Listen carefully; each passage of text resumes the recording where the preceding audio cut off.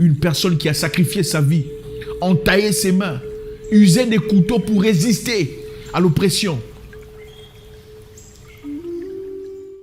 Encore une fois, c'est toujours un réel plaisir d'échanger avec vous. Aujourd'hui, j'avais un message très important à vous passer. Je pense qu'il est très important pour nous de parler de cœur à cœur. Vous savez, avec le temps, beaucoup de choses ont changé. Ceux qui sont plus vieux vous confirmeront que l'être humain dans sa nature a beaucoup changé aussi, sur son plan caractériel et valeur. On te dira scientifiquement que l'humain n'est plus aussi fort qu'il était dans les années 50. L'homme avait beaucoup plus de force dans ses bras, beaucoup plus de capacité. Et les plus vieux vous confirmeront qu'à l'époque, on ne voyait presque pas certaines maladies qu'on voit aujourd'hui. Ces maladies étaient inexistantes. Aujourd'hui, on s'affaiblit. On ne marche plus comme on marchait dans le passé. Mon père, par exemple, adore marcher à pied. Et malgré mon âge, à chaque fois que j'ai marché avec lui, je m'essoufflais. Parce qu'il avait les capacités que je n'avais clairement pas. Nous sommes affaiblis avec la voiture, affaiblis avec la télévision, affaiblis avec beaucoup de choses. Les hommes ne sont plus vraiment hommes tels qu'ils étaient dans le passé, en tout cas tels qu'on l'a connu. Aujourd'hui, les hommes sont coincés quelque part entre hommes et autre chose. La capacité de gérer, de guider, de leader sa famille, de diriger sa famille vers un avenir meilleur, d'assumer ses responsabilités, on voit peu à peu en train de s'éclipser. Je pense qu'il est essentiel que l'on redevienne où nous fûmes. Les personnes que nous étions, des personnes fortes, des guerriers. Aujourd'hui, on va parler d'un monsieur très important, un héros, dans une histoire de détermination, qui a marqué son histoire. Galvarino, pour ceux qui connaissent, était un homme incroyable. Galvarino de Mapuche était un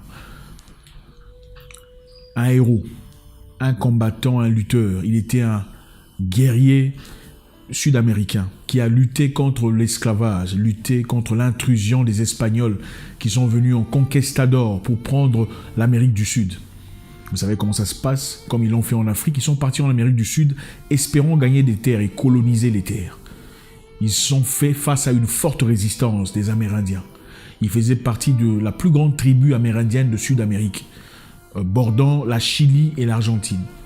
Galvarino est un nom très connu, une personne très connue. Après avoir été arrêté par les Espagnols, on leur a infligé quelque chose d'atroce. Au lieu d'être exécuté, Garcia Mendoza, le gouverneur espagnol, ordonna d'amputer les mains de tous les résistants amérindiens, amputer les mains de 150 prisonniers amérindiens pour avoir résisté à l'invasion espagnole.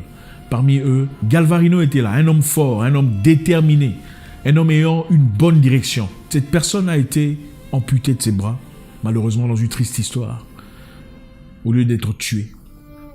Garcia, le gouverneur espagnol, leur ordonna de rentrer dans leur village pour montrer à tout le monde ce qui leur arrivait.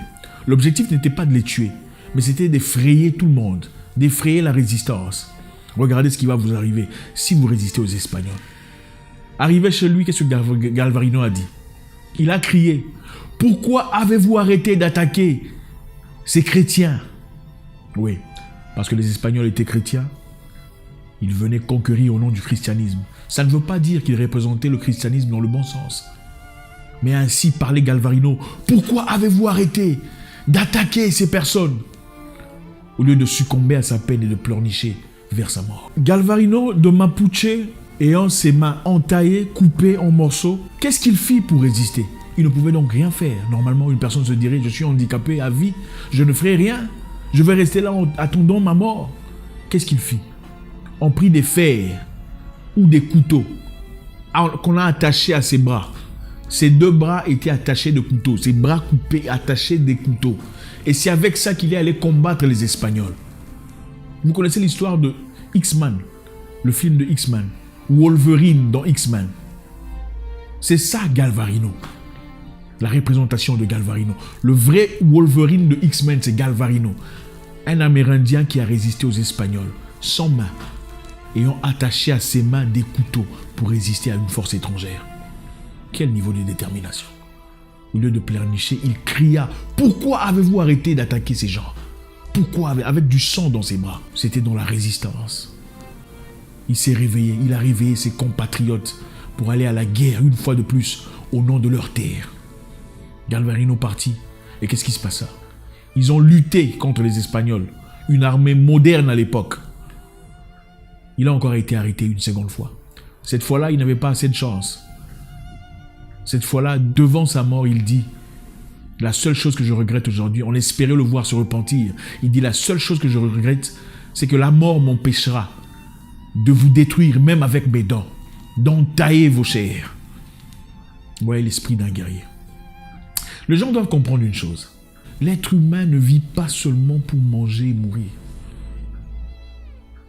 Beaucoup de personnes ont fait aujourd'hui de la bouffe leur raison d'exister. Au fait, les gens se réveillent chaque matin, cherchant comment je vais faire pour que je mange. Les enfants doivent manger.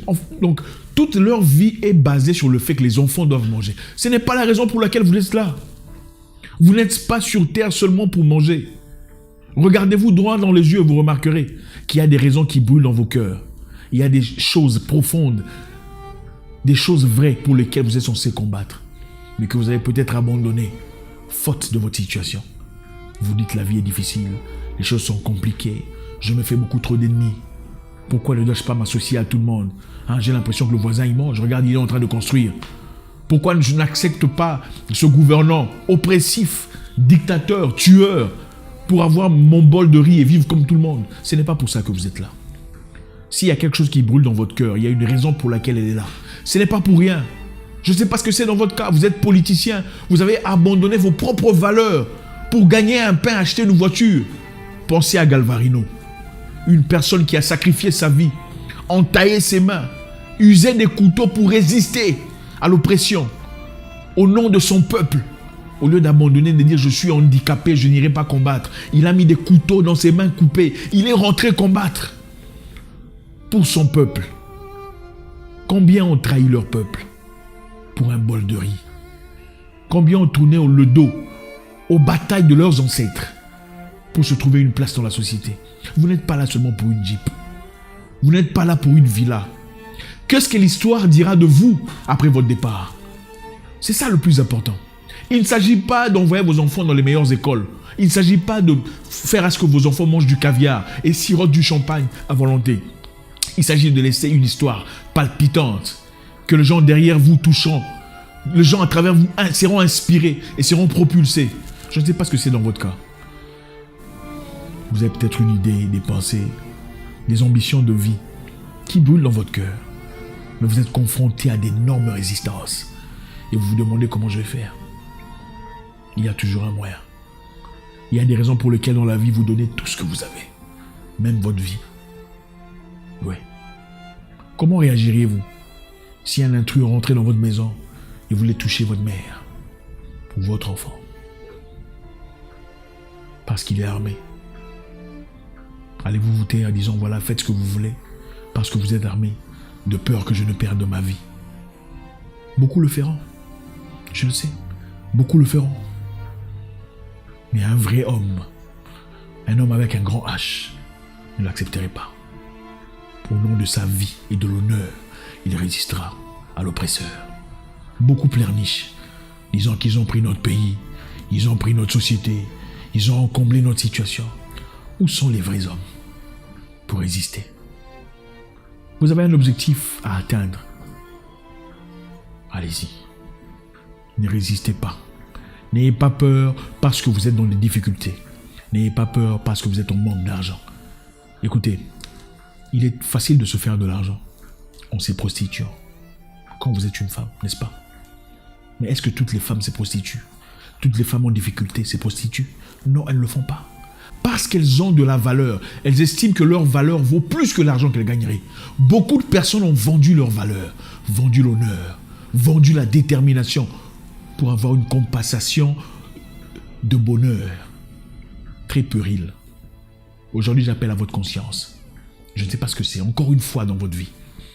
Peu importe la décision que vous avez prise, la direction que vous avez, foncez. Si vous êtes convaincu que vous êtes dans la bonne direction, ne permettez à rien de vous faire changer de direction. Merci infiniment de nous suivre. J'espère vous parler encore très bientôt dans une nouvelle vidéo. Mon nom est Zach Mwikassa, le guerrier noir. Votre frère.